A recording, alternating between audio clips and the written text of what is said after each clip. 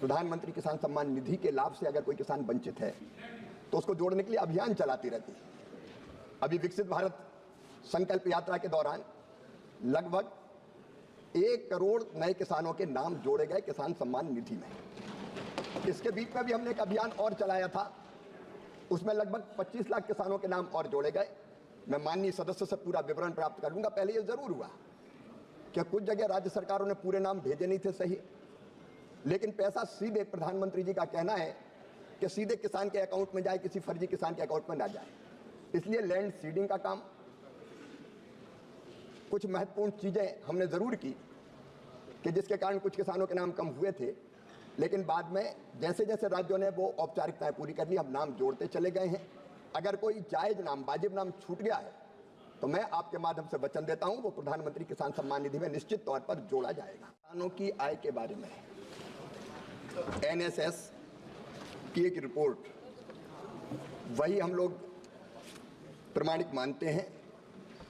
उसके अनुसार माननीय अध्यक्ष महोदय 2002-03 में ये आय थी 2115 रुपया महीना।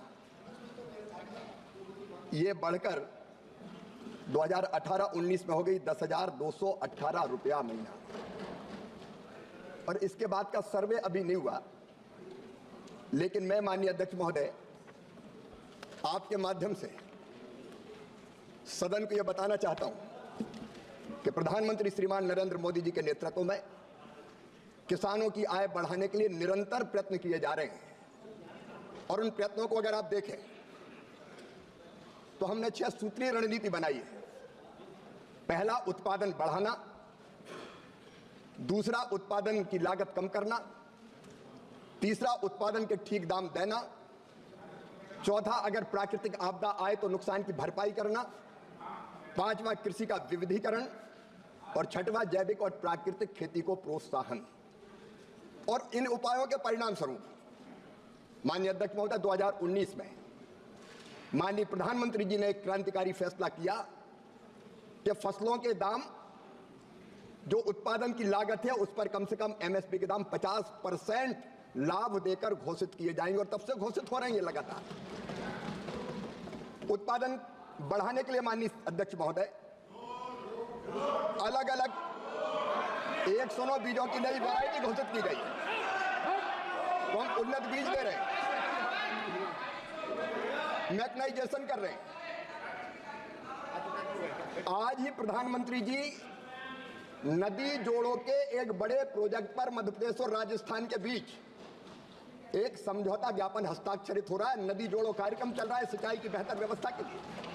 सूक्ष्म सिंचाई योजना है। उत्पादन की लागत घटाने के लिए प्रधानमंत्री किसान सम्मान निधि का क्रांतिकारी फैसला किया है, तो इसी सरकार ने माननीय अध्यक्ष महोदय किया है।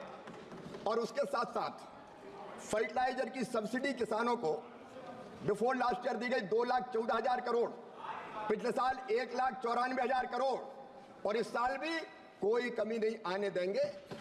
हम किसानों को कम ब्याज पर कर्जा देने का काम कर रहे हैं। किसानों को कम ब्याज पर कर्जा देने का काम कर रहे हैं। किसान क्रेडिट कार्ड है, मैकेनाइजेशन है, मैकेनाइजेशन है कृषि का, कृषि उपकरणों को सब्सिडी पर देने का हम काम कर रहे हैं। और MSP पर रिकॉर्ड खरीद अगर की है तो इस सरकार ने माननीय अध्यक्ष महोदय की है। मैं आज तुलना में नहीं जाना चाहता, अगर मेरे मित्र चाहे तो मैं तुलना करके भी बता सकता हूं। अकेले दलहन की फसल जब उधर की सरकार थी तो केवल 6 लाख मीट्रिक टन खरीदी थी। हमने 1,70,00,000 मीट्रिक टन किसान को सही दाम देने के लिए खरीदी है। एक नहीं, अनेकों उपाय, अगर आप अनुमति दें तो मैं तो पूरी बहस कर सकता हूं। ये सरकार कर रही है और उससे निश्चित तौर पर किसानों की आय बढ़ रही है। महोदय, भारत सरकार राज्य सरकारों के सहयोग से ही अपनी योजनाओं को किसानों तक पहुंचाने का काम करती है। ये अत्यंत दुर्भाग्यपूर्ण है कि दिल्ली की सरकार कई योजनाओं का लाभ नहीं उठा रही है और उसके कारण किसानों को कई योजनाओं का लाभ नहीं मिल रहा है। जैविक खाद के उपयोग का जहां तक प्रश्न है, हम जैविक खाद के लिए सीधे किसानों के खाते में, जो किसान जैविक खेती करता है, DBT के माध्यम से राशि अंतरित करते हैं, उनके खाते में सीधे डालते हैं। और दिल्ली में भी हम जैविक खेती करने वाले किसानों को पूरा सहयोग करेंगे, पूरी मदद करेंगे। और मैं दिल्ली सरकार से ये अनुरोध करता हूं कि वो किसानों की कल्याणकारी योजनाओं को, क्योंकि दिल्ली के आसपास कृषि योग्य भूमि है और किसान है। तो देखिए दोस्तों, अभी आप सुन रहे थे पूर्व मुख्यमंत्री शिवराज सिंह चौहान जी को, जो अभी प्रेजेंट में कृषि मंत्री हैं। उन्होंने अपनी सभा में किस प्रकार से संबोधित किया किसानों को, लाड़ी बहनों योजनाओं को लेके। तो उन्हीं चर्चा के करने में बारे में उन्होंने पूरी जानकारी दी है। तो आप इस वीडियो में पूरी जानकारी देख सकते हैं किस प्रकार से अपने मोहन सिंह यादव के नेतृत्व में ये काम किया जा रहा है, जिसकी जानकारी शिवराज सिंह चौहान दे रहे हैं, जिसमें लाड़ी बहनों को आवास योजना से लेकर और किसान सम्मान निधि योजना तक का सभी लाभों को यहाँ पे मिलने वाला है। साथ में दोस्तों आपको और बता दें कि किस प्रकार से यहाँ पे किसानों को फसल बीमा का भी 900 करोड़ रुपए दिए जा रहे हैं, उसी के बारे में चर्चा की जा रही है। तो वीडियो को आप पूरा देखना ताकि आप कोई भी वीडियो से मिस ना हो पाए। माननीय अध्यक्ष महोदय, एक तो किसानों की आय न्यूनतम जो मजदूरी है उससे कम नहीं है, ये गलत है। और किसानों की आय बढ़ाने के लिए मैं फिर माननीय सदस्य से निवेदन करना चाहता हूं, हमने अनेकों योजनाएं बनाई है। माननीय अध्यक्ष महोदय, किसानों को हम अलग अलग योजनाओं का लाभ दे रहे हैं। जैसे मैं पहले निवेदन कर रहा था, सूक्ष्म सिंचाई योजना, मैकेनाइजेशन में सब्सिडी, कम ब्याज पर कर्जा, किसान क्रेडिट कार्ड के माध्यम से हम किसानों को केवल 4% जो हमारा ब्याज है उस पर हम कर्ज देने का काम कर रहे हैं। माननीय अध्यक्ष महोदय, एक नहीं ऐसी अनेकों योजनाएं हैं जिनके कारण किसानों की आय बढ़ाने का हम लोग काम निरंतर कर रहे हैं। माननीय अध्यक्ष महोदय, मेरे भाषण में लच्छा तो कहीं था ही नहीं। मैंने तो सीधे सीधे तथ्य रखने की बात कही है। आपसे मैं कहना चाहता हूं, एमएसपी पर आज भी खरीद हो रही है। सोयाबीन हम अभी भी खरीद रहे हैं। और तेलंगाना में तो कांग्रेस की सरकार है।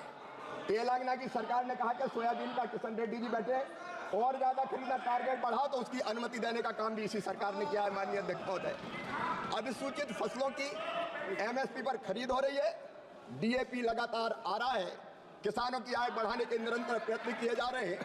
और आप अगर राज्यवार चाहते हैं कि किस राज्य में किसानों की आय इस आंकड़े के हिसाब से, इस सर्वे के हिसाब से कितनी है, तो माननीय अध्यक्ष महोदय, आंध्र प्रदेश में 10,480, अरुणाचल प्रदेश में 19,225, आसाम में 10,675, बिहार में 7,542, छत्तीसगढ़ में 9,677, गुजरात में 12,631, हरियाणा में 22,841। पूरे आंकड़े, हर एक राज्य की जो आय बढ़ी है 2019 तक, उसके पूरे आंकड़े।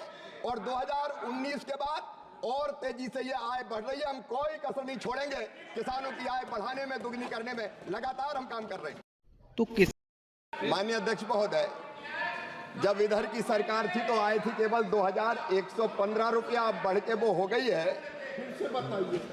जब इधर की सरकार थी तो आय थी 2,115 रुपया, अब बढ़ के हो गई है 10,218 रुपया।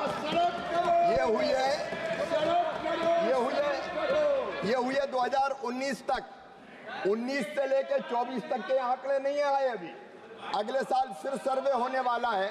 मेरा विश्वास है कि जो कदम प्रधानमंत्री नरेंद्र मोदी जी के नेतृत्व में उठाए गए हैं, ये आय इससे बढ़ के और ज्यादा बहुत अधिक बढ़ी है। माननीय अध्यक्ष महोदय, लगभग दुगनी हुई है।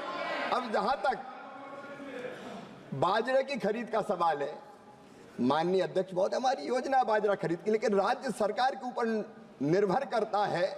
और पहले तो अभी कुछ समय पहले तक राज्य सरकार कौन सी थी? कई योजना ऐसी है कि कृषि राज्य का विषय है। केंद्र सरकार राज्यों के सहयोग से खरीद की व्यवस्था करती है और हम मोटा अनाज भी एमएसपी पर खरीदते राज्य सरकार की च्वाइस पर।